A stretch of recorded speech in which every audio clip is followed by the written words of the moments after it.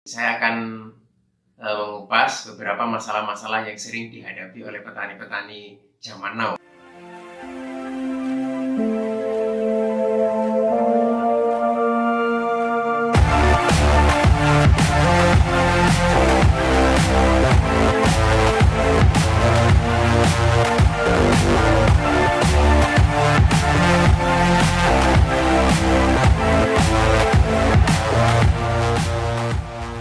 Oke, Assalamualaikum warahmatullahi wabarakatuh.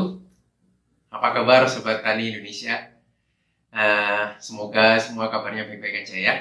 Nah, hari ini, di kesempatan hari ini saya akan mengupas beberapa masalah-masalah yang sering dihadapi oleh petani-petani zaman now atau saat ini ya.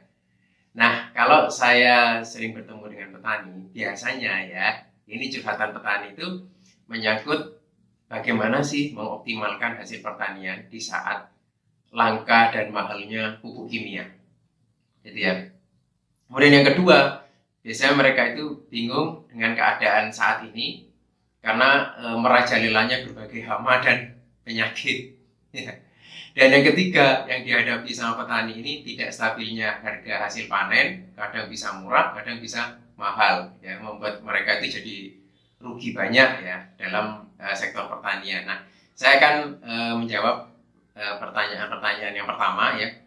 Ini bagaimana solusinya tentang langka dan mahalnya pupuk kimia untuk mengoptimalkan hasil panen. Nah, saya akan cerita dulu kepada petani. Begini ya, saya pernah ngobrol dengan petani itu, terutama petani yang sudah senior ini, yang sudah usianya mungkin sudah 50 atau 60 tahun ke atas gitu ya. Mereka sering cerita kepada saya, Pak, itu dulu Pak ya, waktu saya masih kecil, lahan satu peta itu cuma butuh 25 kg pupuk, itu sudah bagus Pak. Tapi sayangnya sekarang, supaya bagus, dia butuh sampai 2 kintal pupuk kimia, entah itu urea, NPK, jadi biayanya berlipat-lipat. Tapi sayangnya Pak, hasil panennya biasa-biasa aja, peningkatnya tidak signifikan, tetapi tanah pertanian saya menuntut pupuk lebih banyak. Sedangkan sekarang pupuk kimia ini sudah mahal dan langka. Itu gimana ceritanya?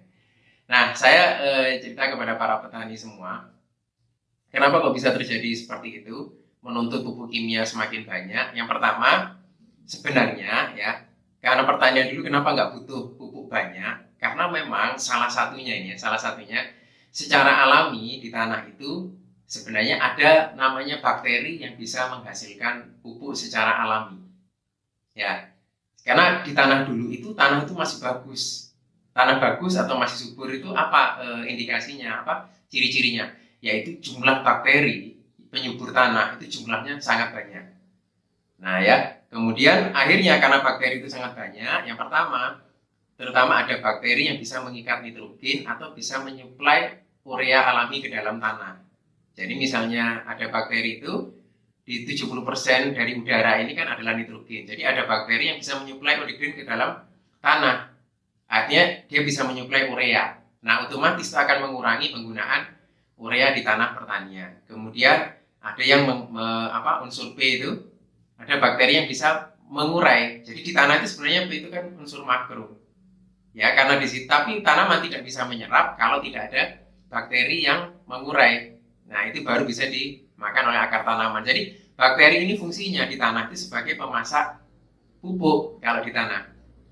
Nah, berjalannya waktu gitu ya, karena petani sudah tidak pernah menggunakan bahan organik, unsur hara, kemudian penggunaan insektisida, pestisida, herbisida secara masif tidak terukur, akhirnya membuat banyak bakteri itu mati, terutama penggunaan herbisida. Kalau alasan petani menggunakan herbisida itu lebih efisien daripada memperkerjakan orang untuk mencabut gulma ya. Tapi ternyata efeknya bukan hanya gulma yang mati, tapi banyak bakteri penyubur tanah juga mati. Nah, karena bakteri itu mati yang bisa menyuplai pupuk secara alami itu, makanya kemudian tanaman itu untuk subur menuntut pupuk kimia yang lebih banyak. Nah, itu ya. Akhirnya pertanian kita tidak efisien. Nah, kemudian sekarang ya akhirnya dikembangkanlah teknologi-teknologi namanya isolasi bakteri. Jadi bakteri-bakteri yang dibutuhkan oleh tanah untuk menyuburkan tanah akhirnya kembangbiakan.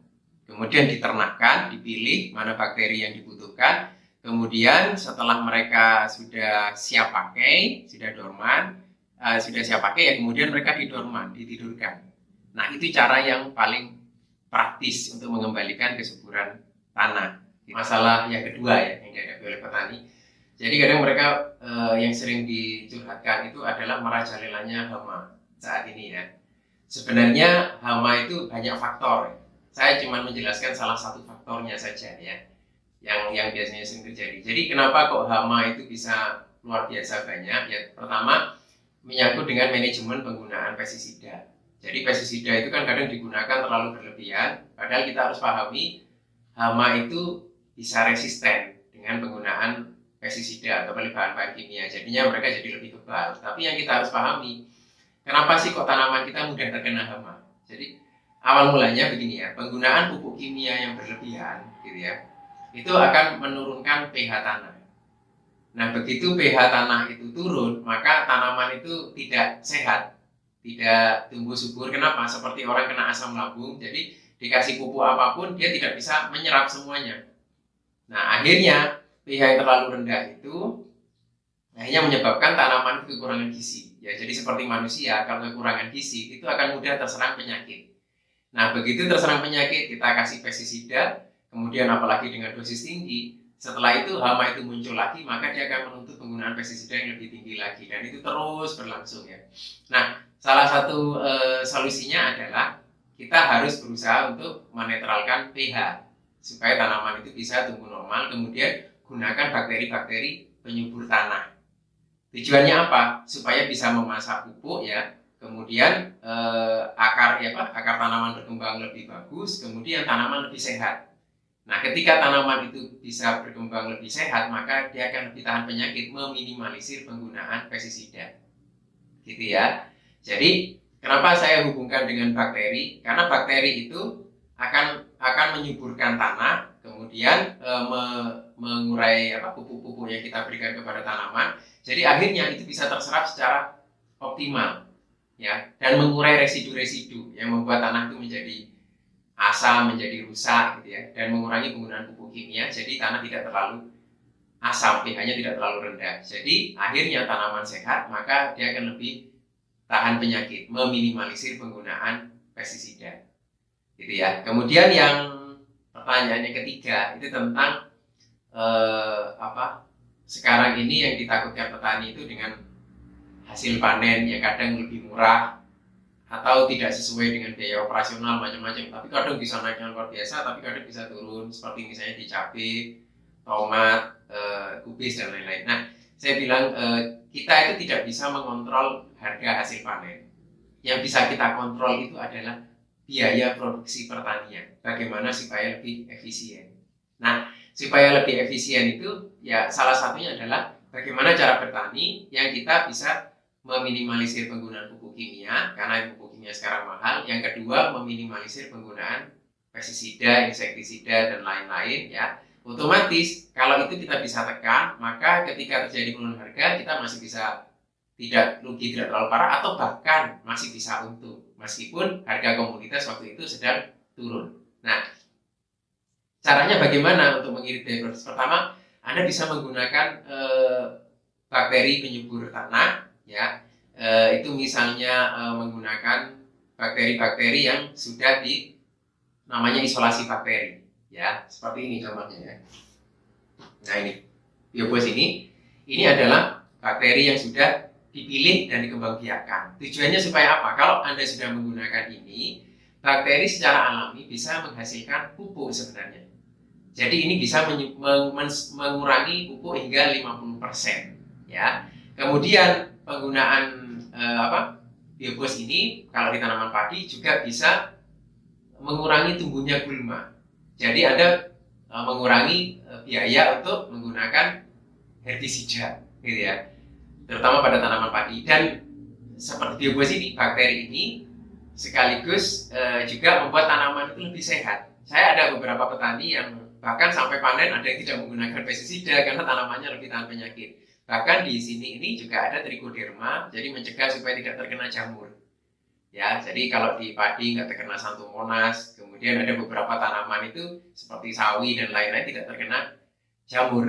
Nah, itu juga mengirit penggunaan fungisida dan lain-lain. Artinya menggunakan ini sudah pupuk kimia lebih irit, kemudian tanaman lebih sehat, lebih tahan penyakit, ya. Kemudian panennya akan berlimpah. Pengalaman petani menggunakan ini bobotnya naik. Gitu. Jadi luar biasanya biaya tanam lebih sedikit, tapi hasilnya berlipat-lipat. Bisa lihat di hutan. Kenapa di hutan itu tanaman itu tidak perlu dipupuk tapi tetap subur, karena di hutan itu tanahnya masih penuh dengan bakteri penyubur tanah. Beda dengan tanah-tanah pertanian kita yang mulai sudah berkurang populasinya. Jadi kita membutuhkan ini untuk menyuburkan tanah, gitu ya. Nah, bakteri ini untuk bekerja optimal ini membutuhkan pH yang netral.